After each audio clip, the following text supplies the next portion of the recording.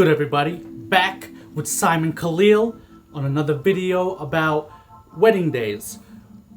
The wedding day is super chaotic.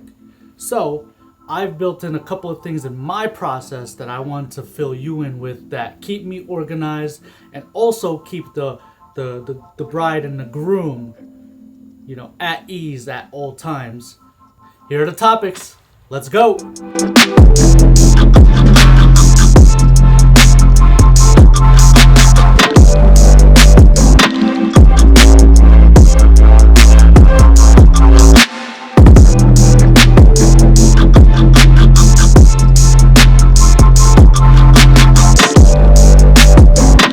Number one, for me, staying organized is probably most crucial, especially when it comes to communication. Communication is key a majority of the time.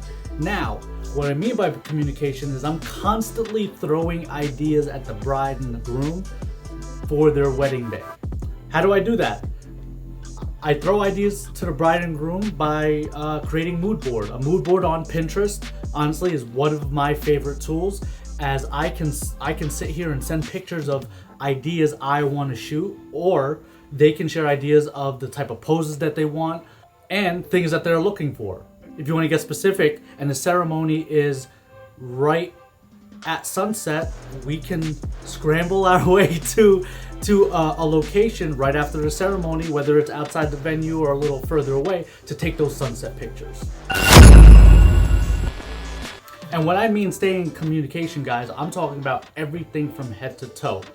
Literally from when they book me, we start planning their engagement sessions. We start planning their look, what color themes they have. What are they looking from me exactly? And I like to do this by doing an engagement session to get the ideas of certain types of pictures that they're looking for, as well as getting a feel for the couple themselves.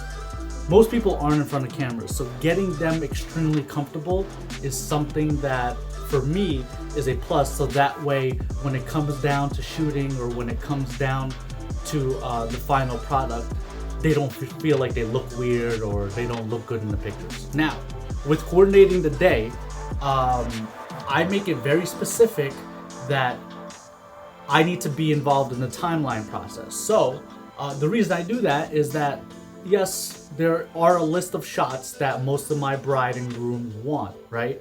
But what about the list of shots that the photographer wants, right? This is a way to express your creativity by building in time to that timeline. Most of the time, all I do is I have a conversation with the bride and the groom. Honestly, I pick a spot where I want to shoot. I get very specific on the creativity that I want to bring out, and go from there. So building in time to that day is super crucial. So I use a bunch of different templates, as well as a questionnaire that I particularly have that I send to my bride and groom before every wedding. I will gladly include that below. The links will be below. Feel free to use them. They're templates for the list shot that the couple wants, as well as a questionnaire that was passed down to me by another photographer a couple of years back that I still use to this day. That's super informative. Also gets into detail about specific things, such as if there's a family member that is no longer around, we can get specific on that and make sure that we're not offending anybody during the wedding day, asking to take pictures with those particular people. That's it, guys. All I can ask you guys to do is please like, subscribe, share, comment, leave your feedback down below. Keep me posted if you'd like to see more videos like this. I will gladly make them, and we'll go from there. Other than that, peace out.